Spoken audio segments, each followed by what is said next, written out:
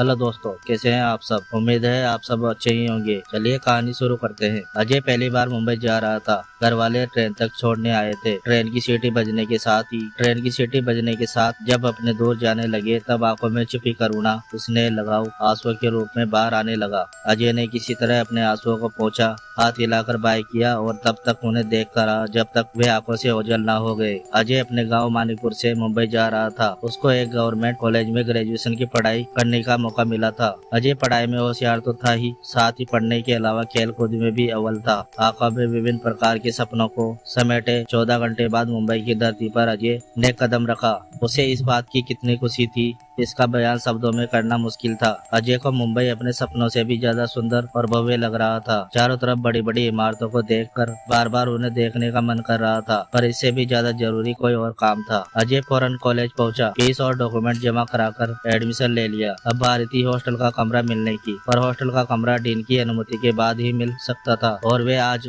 आए नहीं थे। अजय ने मनाने की पूरी कोशिश की कि यहाँ उसका कोई रिलेटिव नहीं रहता, वह एक दिन का गुजारा कहाँ और कैसे करेगा, पर कॉलेज विभाग ने अजय की एक बात न सुनी और जाने को कह दिया। मरता क्या न करता। अजय कॉलेज के बाहर आकर एक पेड़ के नीचे बैठ गया। बहुत सोचने के बाद इस नतीजे पर पहुंचा हूँ कि आज की रात वो रेलवे स्टेशन के वेटिंग अपार्टमेंट में बिताएगा और कल उसे हॉस्टल का रूम मिल जाएगा। ऐसा फैसला कर रेलवे स्टेशन जाने को उठा ही था कि अचानक उसका फोन बज उठा। फोन पर नाम पढ़कर उसे बड़ी खुशी हुई। कॉल घर से था। कॉल पर पिताजी थे। उनको पूरा किस्सा सुना दिया। माँ ने पिताजी से फोन छुड़ा लिया। माँ ने खाने पीने के बारे में पूछा तो छोटे भाई बहनों ने मुंबई कैसा है ये पूछा। सभी सवालों के जवाब देते देते अजय की आंखें भर आई और माँ से कह बैठा कि उसे बहुत याद आ रही है आप सभी की। माँ ने तुरंत ही घर आने को कह दिया, पर पिताजी ने डपट के कह दिया कि इतनी दूर गए हो तो कुछ बन के ही आओ, अपने माँ बाप का नाम रोशन करो, बस यही एक काम बचा है। इतने में उसकी बहन बोल पड़ी, भैया एक काम और भी है, मुझको परी जैसी एक भाभी चाहिए। मैंने देखा है टीवी पर मुंबई में बहुत खूबसूरत लड़कियां रहती है। इससे पहले बहन कुछ बोल पाती, पिताजी ने डपट कर उसे शांत किया और अजय को याद दिलाया कि वो अपना पूरा ध्यान पढ़ाई पर रखे। इतना कहकर पिताजी ने फोन रख दिया। धीरे से आंसू पहुंचकर मोबाइल जेब में रख लिया और रेलवे स्टेशन जाने के लिए ऑटो खोजने लगा कि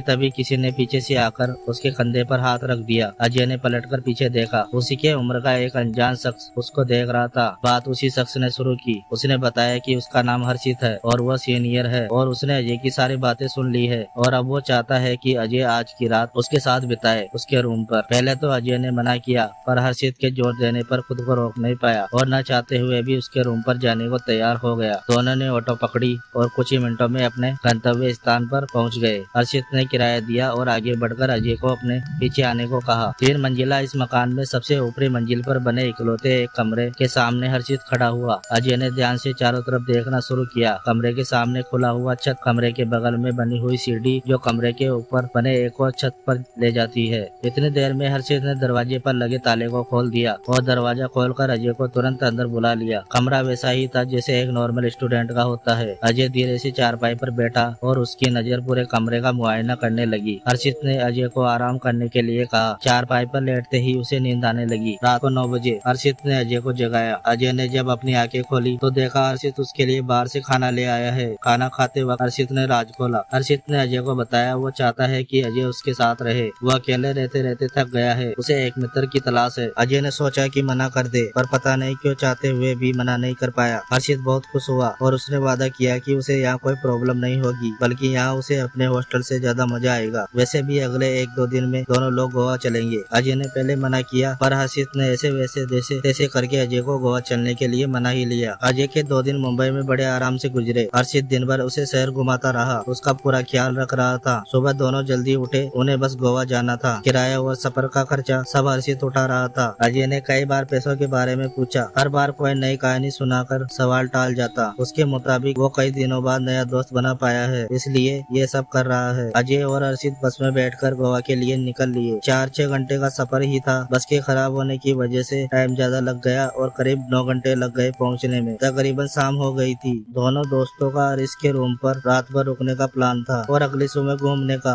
पर दोस्त उन्हें रात के 9 बजे एक पब में ले गया। पब में कुछ ही समय बीते होंगे कि पब के मालिक पाब्लो ने हरीश को बुला लिया। हरीश थोड़ी देर में दोनों के पास आया और अपने साथ चलने को कहा। तीनों दोस्त कुछ ही देर में पब के ऊपरी मंजिल पे बने एक कमरे के अंदर पहुंचे, जहां करीब 4 कपल डांस कर रहे थे और उनके सामने बैठा पाब्लो हरीश को देखते ही खुश हो जाता है। उसे इशारे से अपने पास बुलाता है। पाब्लो के इशारे पे हरीश अपने दोनों दोस्तों के साथ उसके सामने खड़ा हो जाता है, झुककर सलाम करता है और लड़खड़ाते हुए कहता है, हुजूर ये रहे मुर्गे, अब मेरे भाई को छोड़ दीजिए। मुर्गे शब्द सुनते ही अजय और हर्षित दोनों के कान खड़े हो गए। उन्हें कुछ समझ नहीं आ रहा था कि ये सब क्या हो रहा है। पाब्लो ने ऊपर से नीचे तक हर्षित और अजय को देखा और हल्की हमसी आवाज निकाली। अपने एक गार्ड को इशारा किया। पाब्लो के पीछे एक गार्ड आया। हर्षित और अजय दोनों के हाथ पैर बांधकर कुर्सी पर बैठा दिया। पाब्लो अपनी कुर्सी से उठा, हर्षित के कान के पास आकर धीरे से कहा, मैं जानता हूँ कि वो तुम ही हो जिसने मेरे घर में चोरी की है। मुझे मेरा सामान वापस चाहिए। कौन सा सामान? हर्षित ने दबी हुई आवाज में कहा। पाब्लो ने न सुनते ही एक गहरी सांस ली। तुरंत ही नाचते हुए कपल की ओर मुखातिब हुआ और खुशी खुशी अंदाज में कहा, डिनर शुरू किया जाए। पाब्लो के ऐसा कहते ही कपल्स एक दूसरे पर टूट पड़े। किसी कपल में लड़का तो किसी कपल में लड़की के अचानक से 2 बड़े दांत निकल आए। उसने अपने पार्टनर की गर्दन पर काट लिया और गर्दन से बह रहे खून को पीने लगे। वे खून तक ही नहीं रुके, अपने पार्टनर के मरने के बाद भी उसका मांस भी खाने लगे। हर्षित ने यह देखा तो उनके तोते उड़ गए। उन्हें समझ ही नहीं आ रहा था कि उन्होंने ये क्या देख लिया। अजय ने हर्षित को समझाया कि ये पिशाच हो सकते हैं। वैसे ही बड़े नाखून, बड़े दांत और वैसा ही वैसीपन जैसा उसने बचपन में किस्से कहानियों में सुना था। कमरे में हो रही चीरफाड़ को देखकर पाब्लो को बहुत खुशी हुई। उसने भी अपने दांत बाहर निकाले और अपना चेहरा हर्षित के पास ले आया और उससे कहा, अब बताओ कहाँ है मेरा सामान? रमेश के पास। उसी ने हमसे वो वीडियो कैसेट ले लिया था। हर्षित ने एक सांस में सब कह दिया। कहाँ मिलेगा रमेश? सेंट मारिया रोड पर बाहर से 3रा मकान, 2रा मंजिल, रोड के तरफ का कमरा। हर्षित अब पहले से ज्यादा डरा हुआ था। पाब्लो ने गार्ड्स को उस पते पर जाने को कहा। हरीश एक बार फिर अपने भाई को छोड़ने की बात की, पर यह बात सुनकर पाब्लो ने एक तीखी मुस्कान बिखेरी और हरीश को एक गार्ड के साथ एक कमरे में जाने को कहा। उसके कमरे में जाते ही कुछ ही क्षणों में हरीश की चीखें सुनाई देने लगी। इस पर पाब्लो बोला, आखिरकार हरीश को अपना भाई मिल ही गया। आधे घंटे के अंतराल के बाद पाब्लो के आदमी सीढ़ी लेके आए, पर रमेश उन्हें नहीं मिला। उनके मुताबिक रमेश गाँव भाग गया है और सीढ़ी वही कमरे में एक खास जगह छुपा गया था। पर पाब्लो को कुछ शक होता है और वो अपने आदमियों को दांत दिखाने को कहता है, जिस पर उसके आदमी मुंह नीचे कर लेते हैं। पाब्लो गुस्सा हो अपने पास रखी बंदूक चला देता है और उसका एक आदमी वहीं गिर जाता है। मुझे यानी पाब्लो को झूठ बोलने वाले लोग बिल्कुल पसंद नहीं। अजय ने झुककर उस आदमी के सिर पर लगी गोली को देखा। उसका रंग चांदी जैसा था। हर्षित ये जान चुका था कि उसका दोस्त रमेश अब नहीं रहा, पर अब तक वो यहाँ क्यों रुका था ये उसे समझ नहीं आ रहा था। पाब्लो ने सीढ़ी चलाकर चेक की। ये वही सीढ़ी थी जिसमें उनके वैम्पायर होने का राज छुपा था। सीढ़ी से कंफर्म होने के बाद पाब्लो ने कहा, हमारा काम हो गया बेटा, हमें जो चाहिए था वो मिल गया है। इतना सुनते ही अजय ने एक झटके में बंधी हुई रस्सी तोड़ डाली। उसके ऐसा करते ही हर्षित की काटो तो खून नहीं वाला हाल हो गया। उसे समझ नहीं आ रहा था कि क्या हुआ। तब पाब्लो ने कहना शुरू किया, तुम नहीं समझे हर्षित, ये सब 1 महीने पहले शुरू हुआ था, जब तुम लोग मेरे घर में घुसे थे। तुम और तुम्हारे 3 साथी मेरे घर में पैसा चुराने के लिए घुसे थे, पर तुमसे पहले कोई और घुसा था चोरी के लिए। उस पर मैंने हमला कर उसका काम तमाम कर दिया, परंतु तुम लोगों ने मेरी वीडियो बना ली थी। हमारा राज खुलने का ये सही वक्त नहीं था, इसलिए मजबूरी में हमें अपने बेटे जैसे लड़के को उसके घर से बुलाना पड़ा। इसकी खोजी प्रवृत्ति ने कुछ ही दिनों में तुम्हें खोज लिया और तुम इसके सम्मोहन जाल में फंसकर वो सब कर गए जिसकी वजह से आज तुम यहाँ हो। इसको देख रहे हो। इस अजय के गांव में साल भर पहले एक प्रोजेक्ट के सिलसिले में गया था। वह इसने मेरी जान एक शेर से बचाई थी, पर मुझे बचाते वक्त ये घायल हो गया। बचने की कोई उम्मीद न देख मुझे अपना खून इसे देना पड़ा।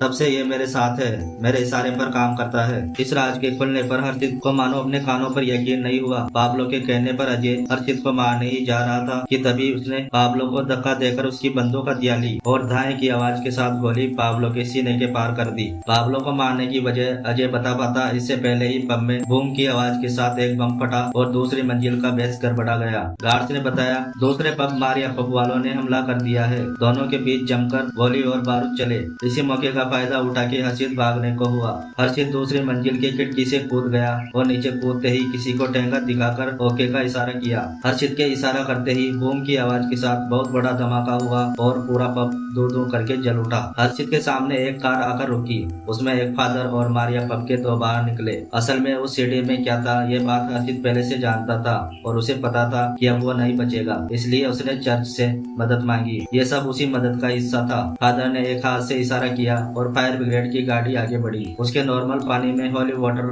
पवित्र जल मिला हुआ था। फादर ने उसे एक टैग दिया वैम्पायर हंटर का और उसे जाने को कहा। अब फायर ब्रिगेड के जरिए जलते हुए पब पर पानी डालकर उसे बुझाया जाएगा। इस पानी के स्पर्श से वैम्पायर कमजोर हो जाएंगे और फिर क्रॉस और चांदी की गोली और तलवार की मदद से सबको खत्म कर दिया जाएगा। हर्षित अपने रूम पर पहुंचा और आराम से सो गया। सुबह न्यूज़पेपर में पता चला कि पब में मरने वाले बहुत थे पर उनमें अजय नहीं था। चर्च के फादर ने फोन किया तो पता चला उनका फोन स्विच ऑफ है। तभी एक मैसेज आया फोन पर, मैं तुम्हें देख सकता हूँ, तुम्हारी जिंदगी अब मेरे हाथ में है, नीचे देखो। हर्षित ने घबराकर नीचे देखा तो उसे अजय एक खूबसूरत कार के साथ दिखाई दिया। तो दोस्तों कहानी यहीं पर समाप्त होती है। आपको कहानी कैसी लगी कमेंट में बताएं। धन्यवाद।